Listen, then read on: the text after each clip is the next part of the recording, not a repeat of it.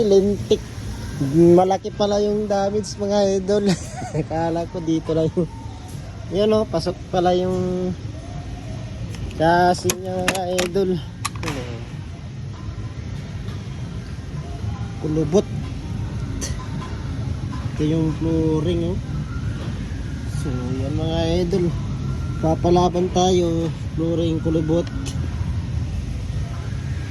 chassis kulubot, beaver kulubot pala. Akala ko konti lang. So yan, magpapalit tayo ng beaver panel mga idol. Talagang mapapabago yung beaver panel para ma-repair natin yung chassis tsaka yung boot floor. Marami pala yung damage mga idol. Hindi ko akalain. Tingnan nyo to. Tapos yun o. Dito, pasok. Pumasok sa school. So yan mga idol, babanatan na natin to. Tara, let's go!